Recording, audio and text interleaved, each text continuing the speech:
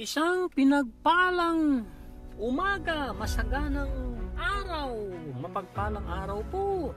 Kumusta po kayo? Ang inyong brother Nico Cruz. Ano pong lagi nating tatandaan?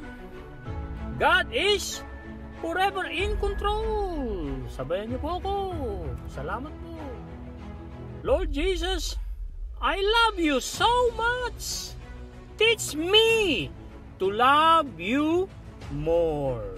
Holy Spirit, I accept your invitation to love your words, to embrace your words, and to walk in total obedience to your words. In Jesus' name, Amen. Salamat po sa pagsabay sa akin. Sa tulong ng banal na Espiritu sa ating podcast for today, tatalakayin natin ang episode 49. Buksan mo ang iyong isip at iyong puso. Pero bago po ang lahat, ano po ang uwi ninyo? Notes! Sa episode 48, September 27, sa libro ni Sarah Young, Jesus Calling, Enjoying Peace in His Presence. Ito po ay magpahinga ka ng walang hanggan sa aking mga bisig. Tayo ba ay nagpapahinga sa piling ng ating Panginoong Hesus? Kung tayo ay binabagyo, kung tayo ay nasa ospital, kung saan man tayo, ano mang ginagawa natin, tayo ba ay nagpapahinga? Pinagbibigyan ba natin? Nakatutok ba tayo sa message ni Lord Jesus Christ? Lalo sa episode 48, magpahinga ka ng walang hanggan sa aking bisig. At bibigyan tayo ng kapayapaan, kapahingaan na kailangan talaga natin. Ang mundo ay magulo, maingay, mabilis. Pero kailangan sikapin natin na magkaroon tayo ng oras at makipagniig sa almighty presence ng ating Panginoon Jesus. Kapag ang ating enerhiya ay nagkokos ng dahilan, nagbibigay ng dahilan na tayo ay mabigo, do not look inward and lament. Huwag ka raw tumingin pababa or mawalan ng pag-asa at magreklamo. Ang pagrereklamo po ay madalas talaga nating ginagawa yan at nanunuro tayo, naninisi tayo. Sayang lang ang ating enerhiya pag ginawa natin yan. Mayroong radiant riches, nagliliwanag na kayamanan na umaapaw at nandyan lagi para tayo tulungan, sabi ni Lord Jesus Christ. May radiant riches that are abundantly available to you to help you. Pero go gently, maging marahan, maging malumanay, maging kaibigan mo sarili mo. Pag hindi mo kaibigan ang sarili mo, wala kang kaibigan. Dahil galit ka sa sarili mo, galit ka sa mga tao. So, at huwag tayong masasandal lamang sa ating sariling kakayanan. Kung bagkos ay sumandal tayo na may kagalakan sa presensya ng ating Panginoon sa pamamagitan ng pasasalamat, taos-pusong pasasalamat, na ito talaga ang ating kailangan. Dahil sabi nga sa quote natin, gratitude is an attitude that hooks up to our source of supply. And the more grateful you are, the closer to become to your Maker, the architect of the universe, to the spiritual core of your being is a phenomenon. Lesson. Kahapon, nanood kami bahagya ng aking Reyna Rosa ng galaxy sa universe, ang sinukob. Wow! Meron din Tagalog na paliwanag. Talagang papuri sa Panginoon na napaka laki, hindi masukat ang kanyang mga creations. Over a year ago, minsan na i-google ko how far, gaano kalayo ang araw sa mundo. Abay, nagulat ako ng todo-todo. Hindi ako nagkakamali. At kung hindi ako nakakalimot doon sa nabasa ko, kung sasakay ka ng eroplano, papunta ka sa araw, hindi ka naman talaga makakarating doon, hindi ka makakalapit dahil super init yun. Pinakamalapit na planeta ay Mercury sa araw. Pero sabi sa impormasyong nakalap ko, sa karkula nila, kung nakasakay ka sa eroplano, ilang years ang kailangan mo para makarating ka sa araw? I-google po natin at kung di ako nagkakamali, correct me if I'm wrong, 19 million years bago ka makarating sa araw. Ganun katindi ang ating Father God in Heaven.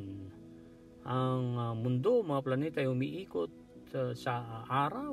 At ang sabi ni Pastor Elapis, ngayon ko lang nalaman yun, ang buwan ay wala palang liwanag yan. Ang buwan ay galing ang liwanag ng buwan sa araw. Wow! Salamat sa iyo, Pastor Ed Lapis. Akala namin akala ko ang buwan ay may sariling liwanag. Kaya pagka lalo ang full moon na napakaliwanag, yun pala ay galing yan sa araw. Yan. Kung paano nag-work yan ay alamin natin. Pero sabi din ng mga ngaral, walang kabuluhan na aalamin mo ang lahat. Malulungkot ka lamang. So mas magandang malaman mo yung iba. Pero at ang isa pang aral dyan, kung napakalaki ng universe, at yan ay sinangayunan ni King David sa kanyang Psalms. Hindi ko lang matandaan kung saan niya sinabi yun, pero binanggit din niya ni Pastor Ed Lapis. Katiting tayo ng mga tao, pero binibigyan na tayo ng importansya na nagpunta pa nga siya rito para isabuhay ang mga turo ng Ama sa Langit at para mamatay sa krus dahil sa ating mga kasalanan. Pero nabuhay muli si Lord Jesus Christ. So, at gustong-gusto niyang manahan sa ating puso. At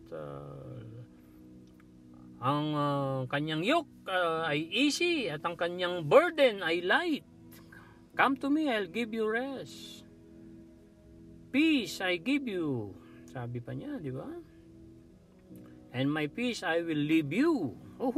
Iwanan niya tayo, bibigyan niya tayo ng kapayapaan at iwanan niya ang kapayapaan na galing sa kanya lamang.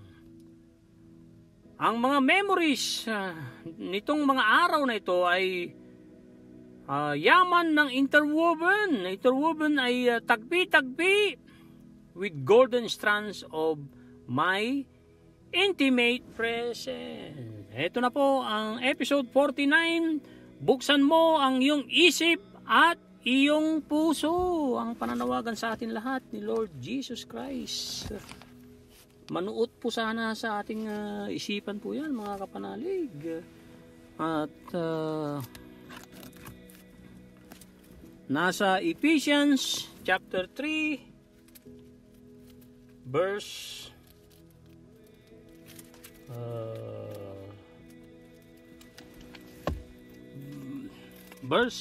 3 hanggang 19. Opo. Ephesians chapter 3 verse 16 hanggang 19. It says that he would grant you according to the riches of his glory to be strengthened with might thought his spirit in the inner man, that Christ may dwell in your hearts through faith, that you being rooted and grounded in love may be able to comprehend with all the saints what is the width and length and depth and height, to know the love of Christ which passes knowledge, that you may fill with all fullness of God. Ang pangalawa po, nasa Hebrews 4:14 hanggang 16. 4 verses 16 hanggang 19. Ephesians chapter Hebrews.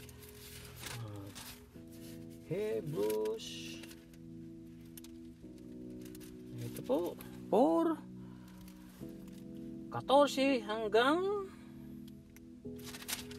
16. It says, seeing then we have a great high priest who has passed through the heavens, Jesus the Son of God, let us hold fast our confession. For we do not have a high priest who cannot sympathize with our weaknesses, but was in all points tempted as we are, yet without sin. And the last verse 16, let us therefore come boldly to the throne of grace, that we may obtain mercy and find grace to help in time of need. John 8 verse 44 po ang susunod nating babasahin. John 8 verse 44. Bear with me mga kapanalig. Binubuklat ko ang aking New King James Version na the Maxwell Leadership Bible, verse 44. Nasa chapter 8 it says, chapter 8 verse 44, it says, you are of your father the devil, and the desires of your father you want to do. He was a murderer from the beginning and does not stand in the truth, because there is no truth in him. When he speaks a lie, he speaks from his own resources, for he is a liar and the father of it. Kung makikinig ka raw kay Jamplo, siya ay ama ng mga kasinungalingan at wala siyang ibang ninanasa na kunin ang kaluluwa mo papunta sa impyerno, at ang kanyang mga resources ay lahat ay kasinungalingan, kasi siya nga raw ang ama ng kasinungalingan. So ang kalaban na nasa John 10 ay nagpunta para lang sirain tayo at patayin tayo ng kalaban. Ang ating Panginoong Hesus nagpunta rito at kailangan natin siyang i-embrace, makipagniig, dahil wala siyang hangad kundi ang ating mahabang buhay, kasaganaang buhay, at makarating sa langit at gumaling tayo sa ating mga kasakitan kung tayo'y may sakit. Tanggapin lang natin siyang ating Panginoon at tagapagligtas na may kasamang repentance, na may kasamang pagbabago ng loob, pagbabago ng puso na para sa ikabubuti, na si Lord Jesus Christ na ang magpapatakbo sa iyong buhay. Siya na ang hari ng iyong buhay dapat. Huling babasahin po natin ay nasa James chapter 4 verse 7 to 8. It says, therefore submit to God, resist the devil, and he will flee from you. Draw near to God, and he will draw near to you. Cleanse your hands, you sinners, and purify your hearts, you double-minded. Papuri sa Panginoon. Napakagandang mensahe. Salita ng Diyos, salita ng buhay, mga kapanalig. So, ito na po ang episode 49. Open your mind and heart, your entire being, to receive my love in full measure. So many of my children limp, malambot, through their lives, starve ay nangihina, or para kang gutom, you're starved to death for love, because they haven't learned the art of receiving. Ang pag-receive pala ay isa ring sining. Opo, ang art sa Tagalog ay sining na pagtanggap na galing sa Panginoon. This is essentially an act of faith, believing that I love you with boundless, everlasting love. The art of receiving is also a discipline, training your mind to trust me, coming close to me with confidence. Remember that the evil is one of the father of lies. Kababasa lang po natin, di po ba? Ang Diablo, si Satanas, ay ama ng kasinungalingan. Learn to recognize his deceptions ay ano po yan, panlilinlang, intrusion ay panghihimasok, siya ay nanghihimasok. Pero alalahanin mo, kaya mo siyang patalsikin sa ngalan ni Lord Jesus Christ. At wala siyang kapangyarihan kung hindi mo siya bibigyan ng kapangyarihan, kung hindi mo siya pakakainin. Pakakainin means gagawin mo ang kanyang ibinubulong. Intrusion into your thoughts. So, nangihimasok siya sa ating isip. One of his favorite deceptions, panlilin lang, is to undermine your confidence in my unconditional love, which is walang pasubaling pagmamahal ang galing sa Panginoong Hesus. Fight back against these lies. Do not let them go unchallenged. Unchallenged ay wala kang kalaban-laban. Hindi ka nalalaban, nagpaparaya ka. Resist the devil. Resist the devil in my name, and he will tatalilis, sling away from you. Draw. Ibig sabihin pahila. Ang pahila ay pull. P-O-L-L. Full, pull. Hindi yung puno, which is F-U-L-L. Ito ay full, which is pahila. Draw or full ay is a force. So pahila ka, dapat ang force ay papunta ka sa Lord Jesus Christ. Draw near to me, and my presence will envelop you in love. Woohoo! Ito na po ang ating pagninilay-nilay sa tulong ng banal na Espiritu para sa gloria ng ating Panginoon. Dahil God is forever in control. Buksan mo ang iyong isip at iyong puso. Kaya nga, be transformed by renewing your mind. Romans 12:2, Philippians chapter 4, verse 8 to 9. Finally, brethren, whatever is true, whatever is just, whatever is pure, whatever is lovely, whatever is noble, whatever is good report, if there is anything praiseworthy, meditate these things. Meditate is to examine, to experience, and to evaluate. And verse 9, keep on doing the things that you have learned, received, seen in me, and the God of peace. Seen and heard on me, and the God of peace. Ang Diyos ng kapayapaan ay sumasa atin. Amen. Ang iyong buong pagkatao ay walang ibang kang dapat gawin ay tanggapin ang aking pagmamahal na full measure, na walang kasukat na pagmamahal na inialay ko sa iyo. Tanggapin mo yan, sabi ni Lord Jesus Christ. Napakarami ng aking mga anak ay malambot ang kanilang pananampalataya at sila'y nabubuhay parang sila'y nabubuhay na namamatay. Yes, mamamatay tayo, pero ang sinasabi nito, buhay tayo pero halos patay na tayo dahil hindi nagahari ang kataas-taasan Diyos na si Kristo sa ating buhay.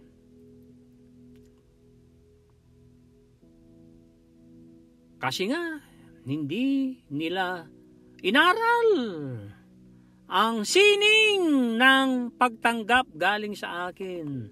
Ito'y napakahalaga, napaka-importante ng isang gawaing pananampalataya, paniniwala that mahal na mahal kita. Walang hanggan ang pagmamahal ko sa iyo, anak. Ang sining na ito ng pagtanggap ay isa ring magandang disiplina na tinuturuan mo ang iyong isip na pagkatiwalaan ako at coming close to me with confidence, na ikaw ay lumalapit sa akin na meron kang kumpiyansa. Tandaan mo, sabi ni Lord Jesus Christ, ang dyablo ay ama ng kasinungalingan. Matuto kang kilalanin yan ng mga deceptive, kanyang mga panlilinlang, ang kanyang mga panghihimasok sa iyong isipan. Ay yan ang paborito ng deceiver na si Diablo, na si Satanas, na si Lucifer sa iyong pag-iisip, at para mabawasan ang iyong kumpiyansa ng walang hanggang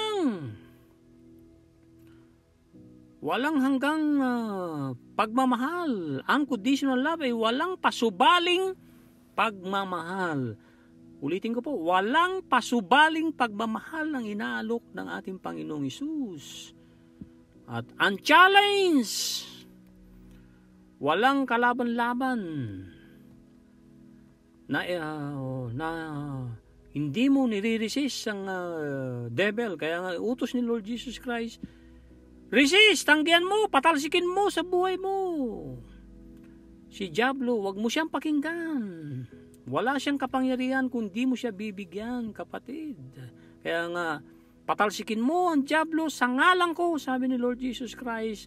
And siya ay tatalilis from you. Kaya lumapit ka sa aking presensya na magbabalot sa iyo ng aking pagmamahal.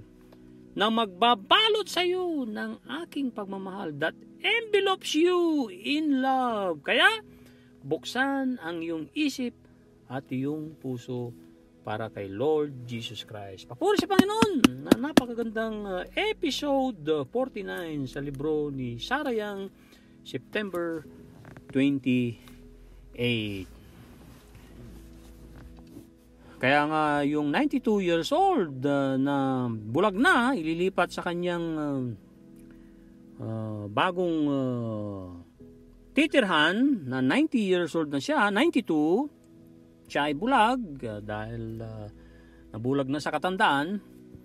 So dadalhin sa care homes at excited. Sabi niya, ang ganda-ganda ng kwarto ko.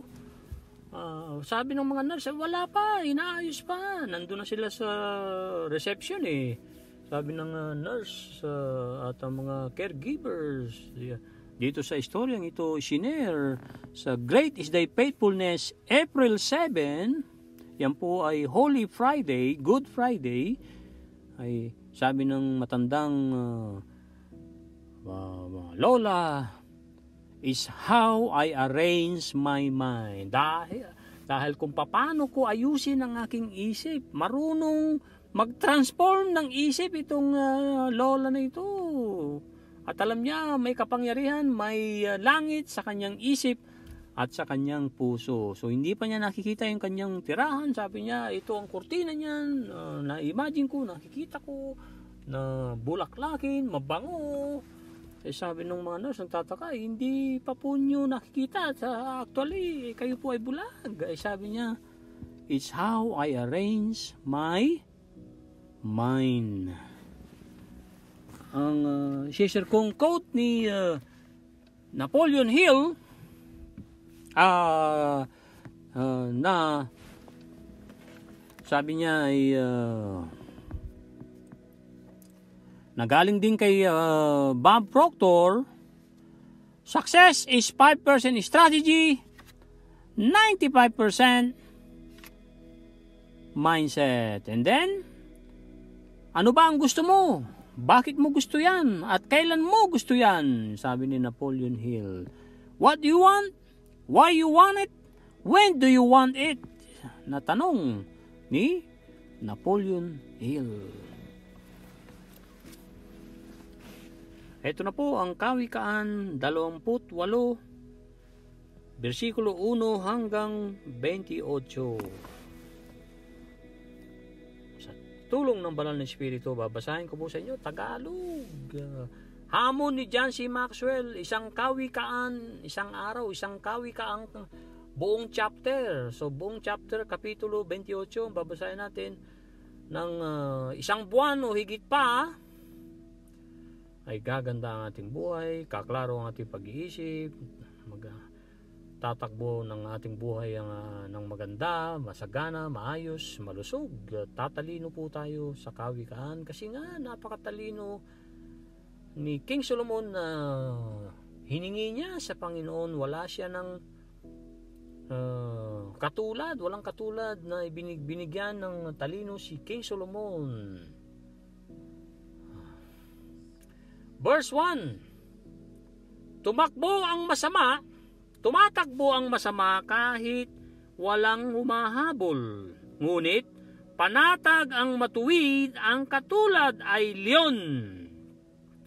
Kung ang bayan ay magkasala, maraming gustong mamahala. Ngunit kung matalino ang namumuno, malakas at matatag ang bansa. Ang pinuno sa mahihirap ay sumisiil, ay tulad ng ulang sumisira sa pananim.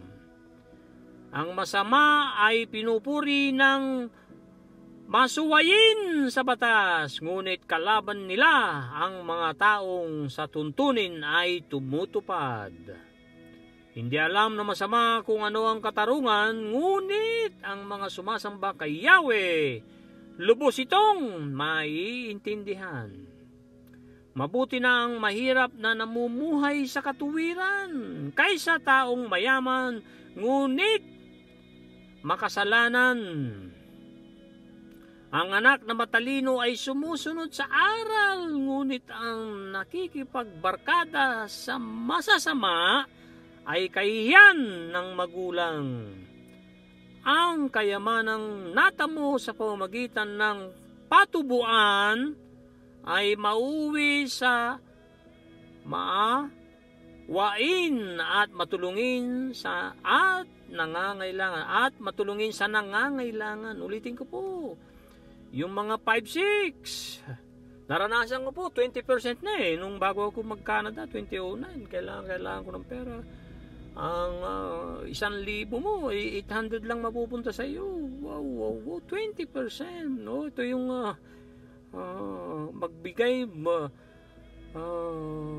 magbukas ng ating isip.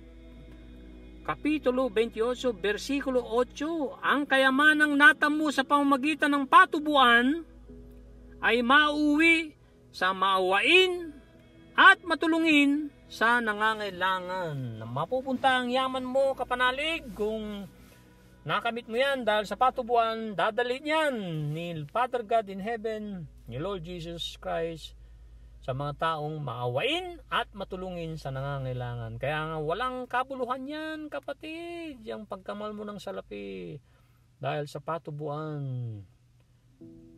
Naawa tayo sa mga nangangailangan. Yung 20% na yan ay napakalaking tubo niyan. Parang wala na po tayong puso para tubuan ng ating mga kapwa na nangangailangan talaga. Lulubog sila, hindi sila makakahon. 20%. Verse 9. Ang panalangin ng taong hindi sumusunod sa kautusan ay kasuklam-suklam. Ang tumutukso sa mabuti upang magpakasama ay mabubulid sa sariling pakana. Ngunit ang taong may tapat na pamumuhay ay magmamana ng maraming kabutihan. Like attracts like po yan. Ano man ang tinanim, aanihin. Verse 11. Ang palagay ng mayayaman ay marunong siya, ngunit ang mahirap na may unawa ay mabuti pa sa kanya.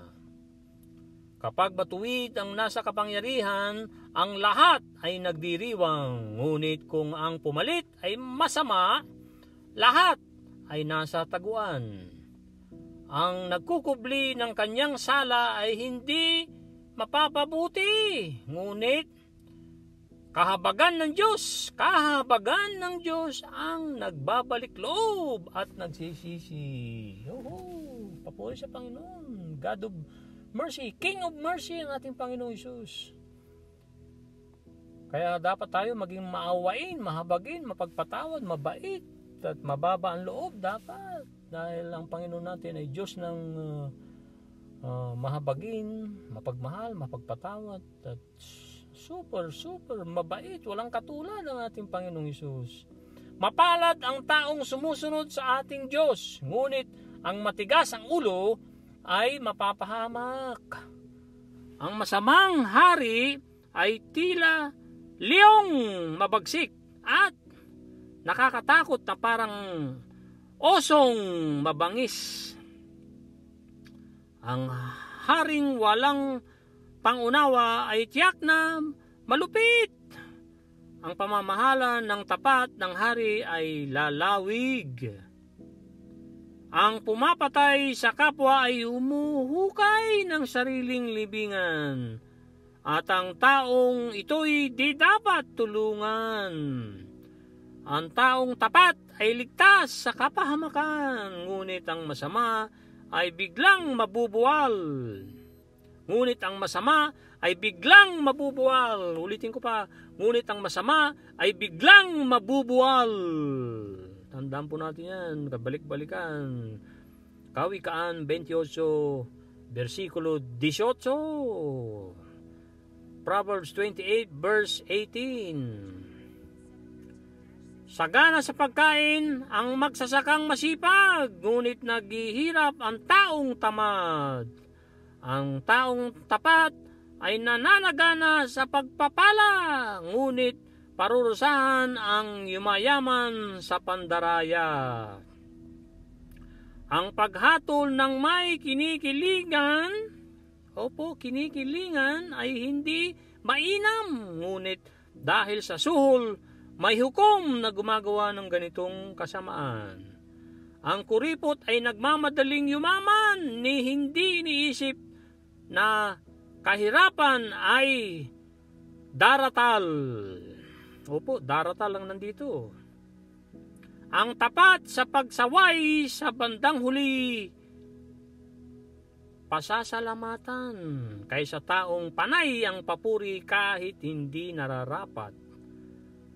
Ang anak na ninanakawan ng kanyang magulang at sasabing ito'y hindi kasalanan ay masahol pa sa karaniwang magnanakaw. Ang taong gahaman ay lumilikha ng kaguluhan, ngunit ang nagtitiwala kay Yahweh uunlad ang kabuhayan. Ang nagtitiwala sa sariling kakayahan ay mangmang, ngunit ang sumusunod sa magandang payo ay malayo sa kapahamakan. Ang tumutulong sa mahirap ay di magkukulang, ngunit susumpain ang nagbubulag-bulagan.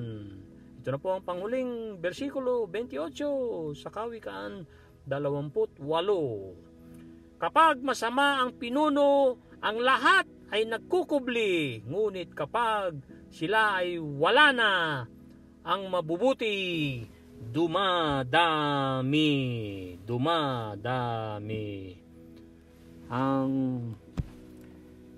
short but very insightful, helpful na book overview na ginugol kong matagal ko nang binasa.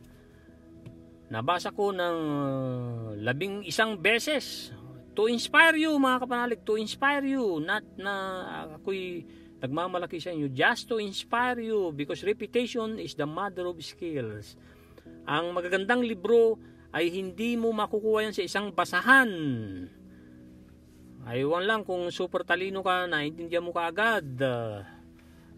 Mas maganda ang mga great book tulad ng The Miracle of Right Thought ni Horizon Sweetmarden 1910 ay ginagawang reference book, binabasa ng todo-todo at talagang dapat mong huwag mong hayaang maalikabukan yan, binubuklat-buklat yan para mong Bible yan. Siyempre, una ang Bible at saka mga self-help books kagaya ng Think and Grow Rich, Keys to Success, Dynamite book, yung The Miracle of Right Thought, How to Sell Your Way Through Life, at marami pang iba.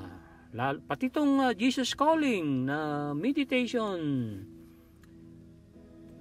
na isang taon na magandang basa-basahin lagi. Ito na po ang very insightful, short but insightful, helpful book overview. Opo, book overview. Sinearch ko po ito at ito po ang na-search ko, a few sentences lang. Ngayon kapanalig. Ito na po. The Miracle of Right Thought is for you. If you want to learn how to think right on all decisions you make daily, the topics are wide-ranging from expecting the best, overcoming your fears and doubts, taming the blues, the divinity within you, and raising your children. Opo, and raising your children. Shout out, brother, pamangkin kong Red Smart. And raising your children. Basahin nyo itong libro na ito. And raising your children. Ulit-ulit ko na yan. Dahil talagang we should raise our children na punong-puno ng kumpiyansa sa sarili, takot sa Diyos, pagmamahal sa Diyos, pagsunod sa Diyos, pananatili sa Diyos, pagtanggap ng mga biyaya sa galing sa Diyos, at pag-reproduce, pag-evangelize ng mga ginagawa natin. Hindi tayo kailangan laging magsabi ng mga kabutihan ng Diyos kung wala tayong pagkakataon. Pero makikita yan sa atin. Kahapon nga, napakalaking Visitors Day ng Advocates of Excellence BNI. Mahigit 30 ang dumalo. Kaya nagsalita kami isa-isa, at least 45 seconds. So, nai-represent ko ng maayos naman sa tulong ng Panginoon, sa paghahanda mentally, pagre-rehearse ng mga sales pitch at iba pang mga gusto mong sabihin na in 45 seconds, pati yung mga bisita ay nai-represent nila ang kanilang mga grupo sa BNI kahapon, Advocates of Excellence, dito po sa Regina, Saskatchewan. Ito, itutuloy ko po. His insight into human nature and what makes people tick is amazing. It will help you to understand having expectations in the proper spiritual sense. Your expectations opens or closes the door of your supply. If you expect grand things and work honestly towards them, they will come to you. Your supply will correspond to your expectation. Opo, ulitin ko po. Your supply will correspond to your expectation, says Marden. 1910 na libro po ito. 1910. Bakit ko nabasa itong libro na ito? Paano ko nalaman? Napakagandang tanong, ano po? Nasa YouTube ang interview ni Bob Proctor sa kanyang napakagaling, matalinong abogado na halos anak niya ang edad nilang agwat. Naging business partner silang dalawang dahil na tinawag na ng Diyos si Bob Proctor noong February 4, 2022. Ngayon ay si Sandy Gallagher na nagpapatakbo ng Gallagher or Proctor and Gallagher Institute.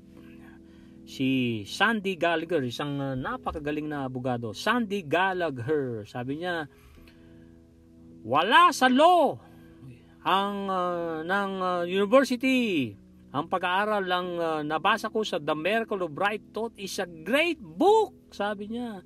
Oo, marami kaming inaral na mga principles, na mga batas sa pagkaabugasya namin sa school, pero iba ang libro ni Horizon Sweetmarden. I highly recommend you, sabi ni Sandy Gallagher. Kaya ang ginawa ko, binili ko kaagad, binasa ko ng 11 ulit, yeah, or 12 ulit. Yes, 12 ulit. Hindi po 11, 12 ulit. At kung papayagan pa ako ng Panginoong Hesus, gagawin kong reference book yan at binabasa-basahin ko yan. Napakarami kong highlighted doon sa mga nilagay na sticky notes.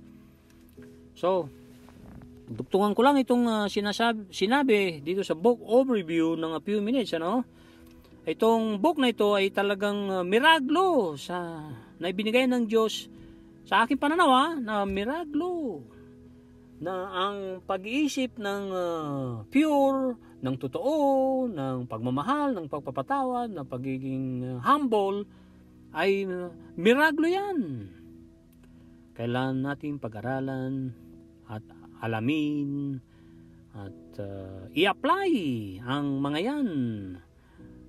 To think right on all decisions, mag-isip ng talagang sa lahat ng mga desisyong gagawin ay mag-isip ng tama. At the most important thing to make a decision, sabi ni John C. Maxwell sa kanyang The Maxwell Leadership Bible, is to revere God. Revere means yan ay to respect. Katastasang respeto ang ibig sabihin yan. Nasa page 764, The Maxwell Leadership Bible. The foundation for every decisions to honor and revere God. Revere ay to respect. Ang mga topics dito sa librong ito ay napakalawak. At ang aasahan mo ang the best kaysa yung worst. Although alam mo rin may mangyayaring worst, pero mas inaasahan mo, ang enerhiya mo ay binubuhos mo sa best na nire-recognize mo pang manggagaling yan sa Panginoon, ay talagang mangyayari ang best.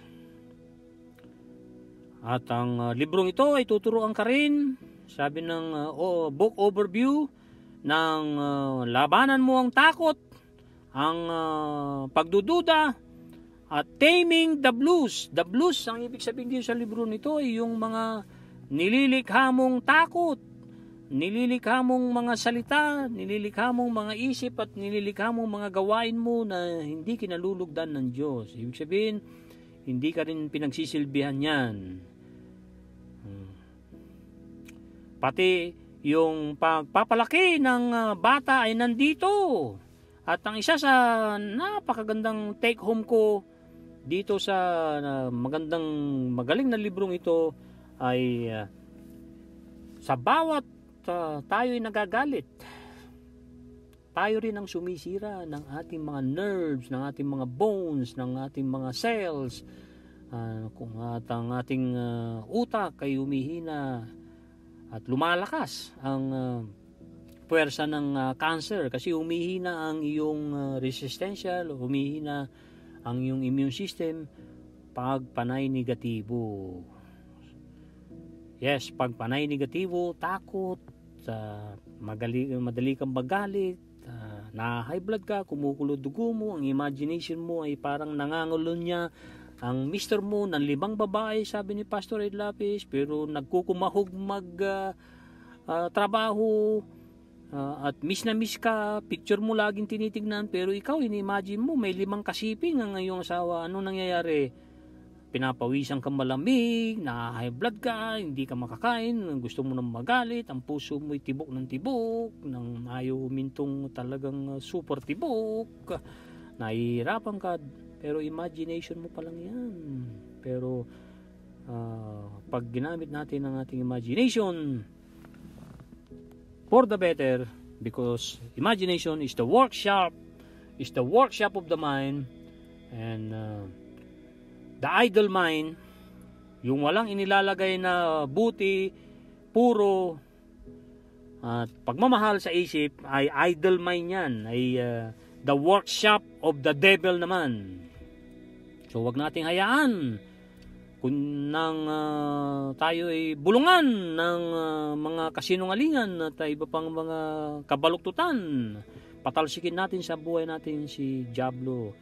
Expectations in the proper spiritual sense, sabi ng overview rito, ang ating ekspektasyon, ibig sabihin ng great expectation, yung great na inaasahan mo ay nagbubukas at nagsasara, or ito po ang tamang word, ang yung expectations or mga inaasahan mo ay magbubukas or magsasara ng pintuan na supply. Ibig sabihin supply ay mga biyaya, healings, resources at mga pagpapala ng Diyos.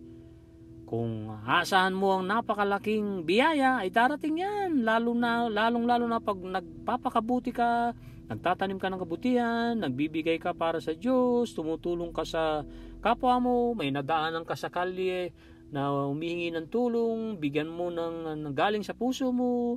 Kung meron kay Skyflex, sabutan mo ng Skyflex. Ay magandang pagtatanim yan, at tsak papalitan ni Lord Jesus Christ yan, kasi hindi papayag ang ating Panginoon na siya ay may utang sa atin. Kaya asahan ang the best, gawin ang the best para maging the best ang ating life at ibigay ang nag-iisang gloria sa ating Panginoong Jesus. Anong lagi natin tatandaan? God is forever in control. Measure our progress and adjust our plans and actions to become better aligned for success. Bye-bye now. God bless. Papuri sa Panginoon.